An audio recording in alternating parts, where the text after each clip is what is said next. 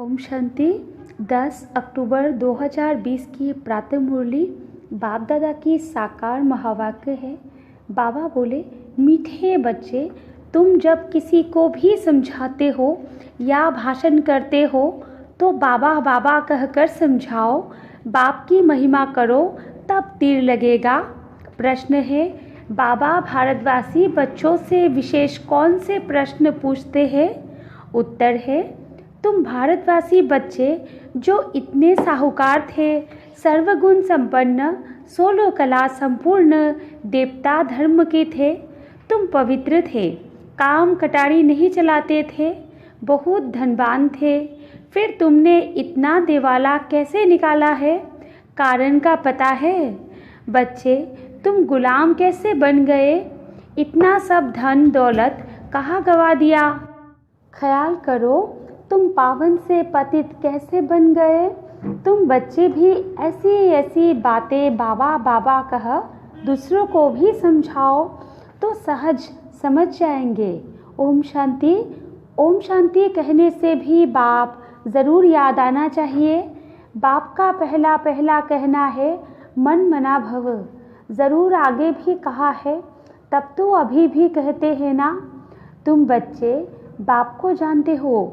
जब कहाँ सभा में भाषण करने जाते हो, वो लोग तो बाप को जानते नहीं, तो उनको भी ऐसा कहना चाहिए कि शिव बाबा कहते हैं वही पतित पावन है। ज़रूर पावन बनाने के लिए यहाँ आकर समझाते हैं।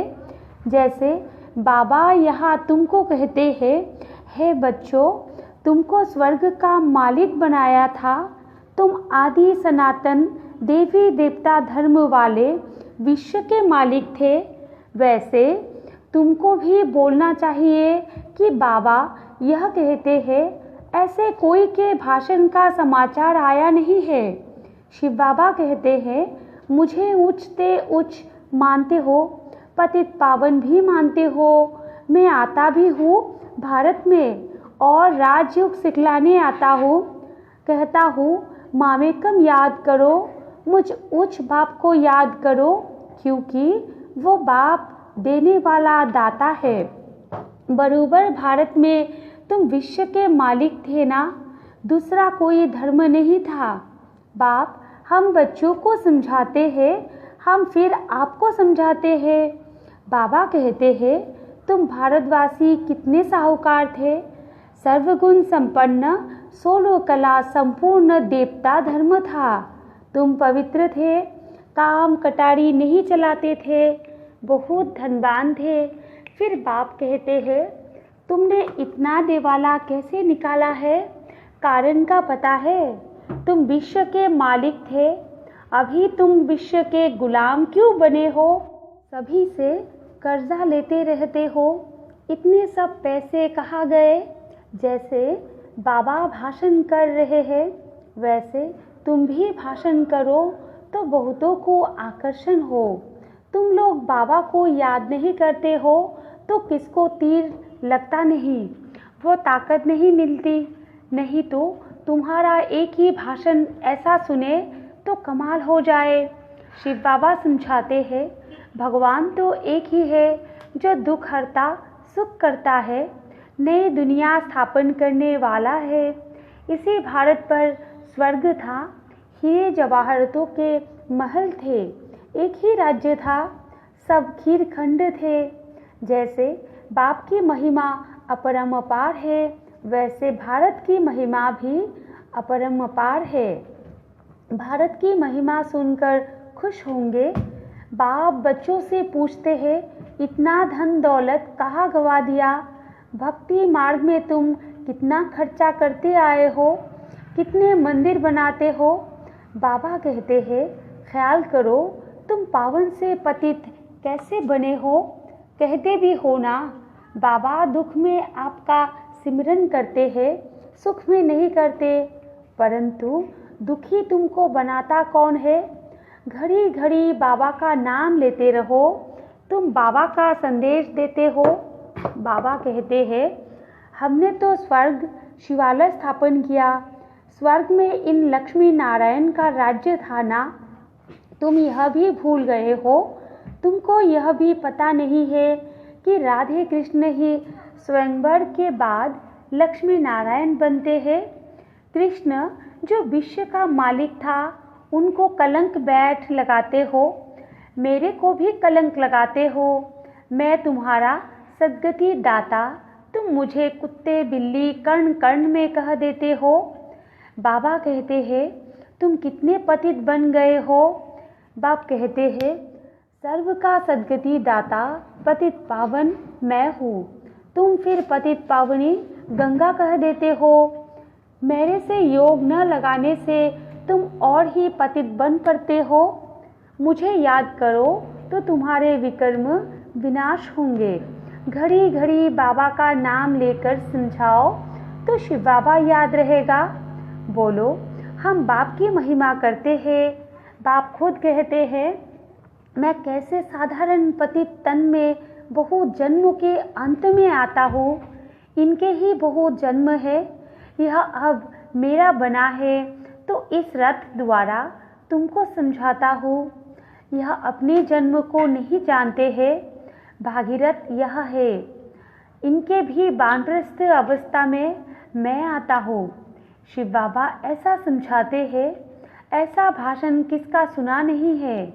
बाबा का तो नाम ही नहीं लेते हैं, सारा दिन बाबा को तो बिल्कुल याद ही नहीं करते हैं। झरमुई जगमुई में लगे रहते हैं और लिखते हैं कि हमने ऐसा भाषण किया, हमने यह समझाया। बाबा समझते हैं कि अभी तो तुम चींटियाँ हो, मकोड़े भी नहीं बने हो और अहंकार कितना रहता है। समझते नहीं है कि शिव बाबा ब्रह्मा द्वारा कहते हैं। शिव बाबा को तुम भूल जाते हो, ब्रह्मा पर झट बिगड़ते हो। बाप कहते हैं तुम मुझे ही याद करो, तुम्हारा काम है मेरे से मुझे याद करते हो ना।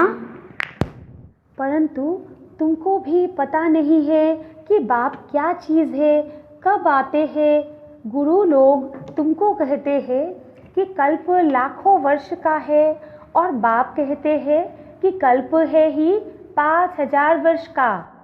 पुरानी दुनिया सो फिर नई होगी, नई सो फिर पुरानी होती है।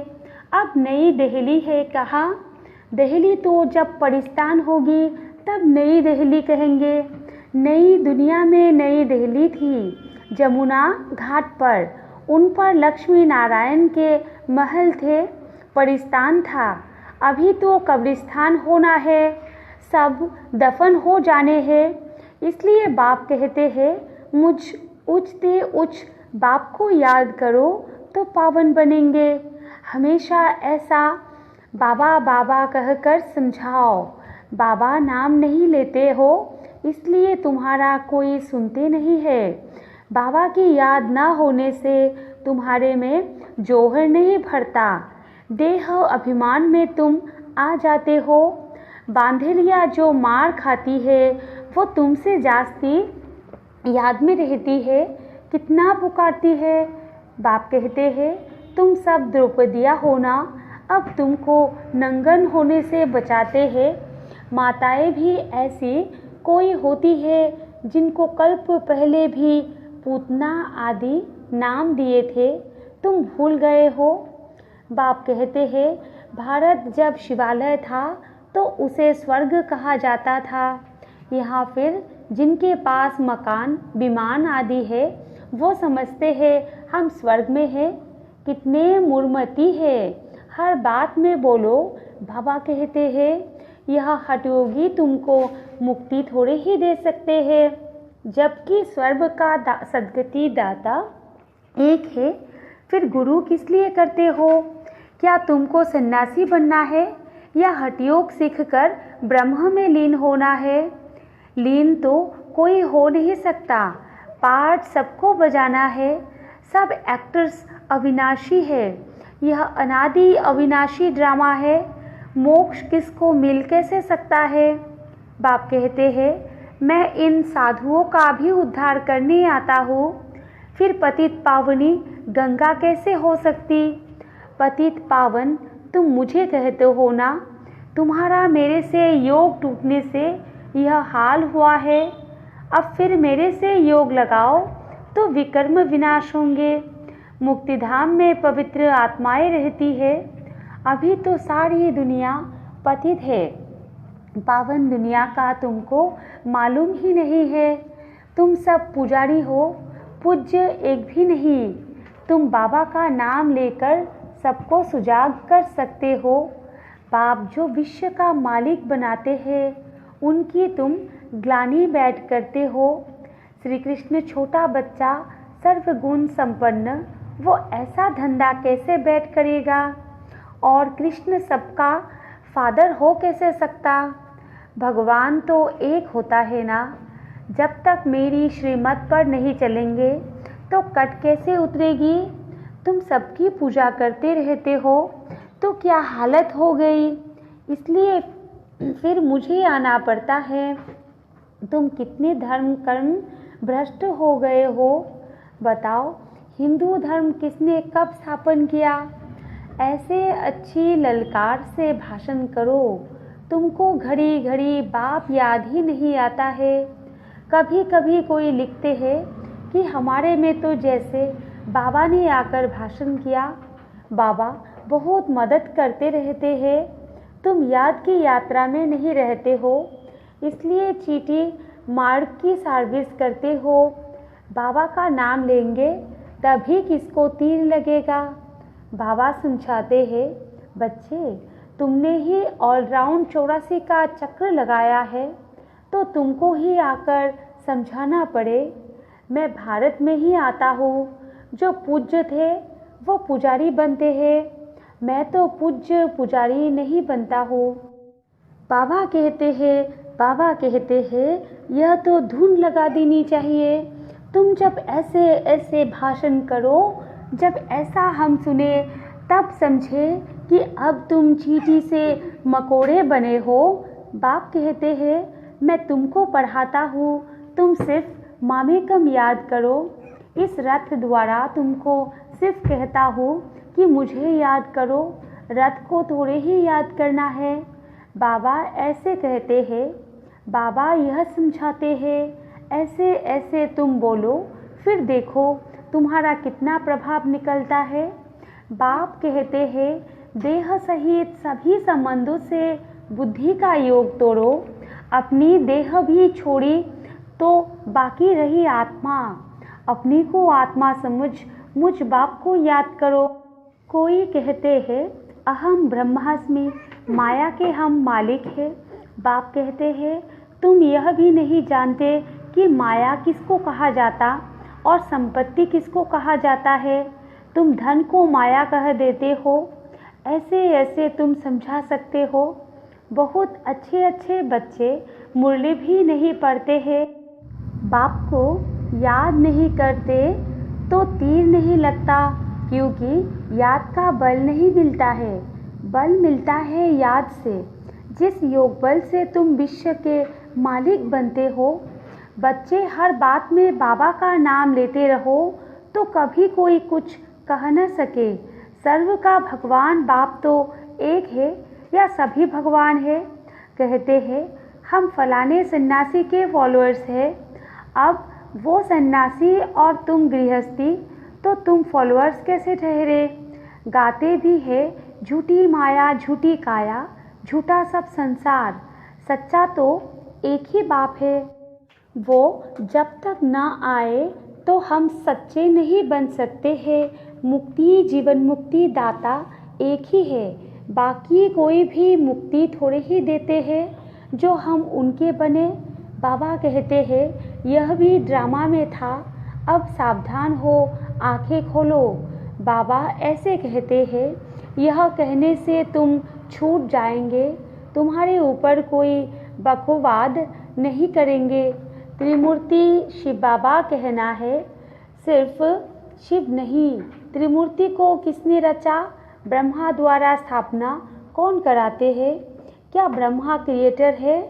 ऐसे ऐसे नशे से बोलो तब काम कर सकते हो, नहीं तो देह अभिमान में बैठ भाषण करते हैं।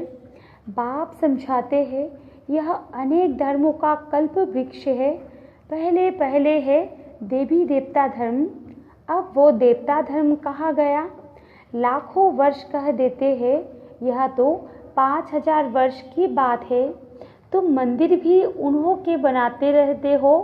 दिखाते हैं पांडवों और कौरवों की लड़ाई लगी, पांडव पहाड़ों पर गल मरे, फिर क्या हुआ? मैं कैसे हिंसा करूँगा? मैं तो तुमको अहिंसक वैष्णव बनाता हूँ। काम कटारी न चलाना, उसको ही वैष्णव कहते हैं। वो है विष्णु की वंशावली। अच्छा, मीठे मीठे सिकिलधे बच्चों प्रति माता पिता बाप दादा का याद प्यार और गुड मॉर्निंग। रूहानी बाप की रूहानी बच्चों को नमस्ते, और हम रूहानी बच्चों की रूहानी माता पिता बाप दादा को भी याद प्यार, गुड मॉर्निंग और नमस्ते नमस्ते नमस्ते। धारणा के लिए मुख्य पॉइंट है 1 नंबर में, सर्विस में सफलता प्राप्त करने के लिए अहंकार को छोड़ हर बात में बाबा का नाम लेना है। याद में रहकर सेवा करनी है। झरमुई जगमुई में अपना टाइम वेस्ट नहीं करना है। 2 नंबर पॉइंट है, सच्चा सच्चा वैष्णव बनना है। कोई भी हिंसा नहीं करनी है। देह सहित सभी संबंधों से बुद्धियोग तोड़ देना है। वरदान है, विश्व कल्याण के कार्य में सदा बिजी रहने वाले विश्व के आधार मूर्त भव। विस्तार है, विश्व कल्याणकारी बच्चे स्वप्नों में भी फ्री नहीं रह सकते। जो दिन रात सेवा में बिजी रहते हैं, उन्हें स्वप्न में भी कोई नई नई बातें, सेवा के प्लान व तरीके दिखाई देते हैं। वे सेवा में बिजी होने के कारण अपने पुरुषार्थ के व्यर्थ से और औरों के भी व्यर्थ से बचे रहते हैं।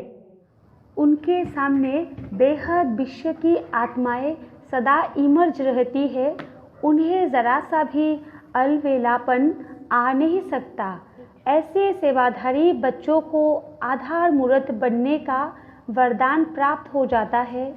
स्लोगन है, संगम युग का एक एक सेकंड वर्षों के समान है, इसलिए अलवेलेपन में समय नहीं गवाओ। अच्छा, ओम शांति।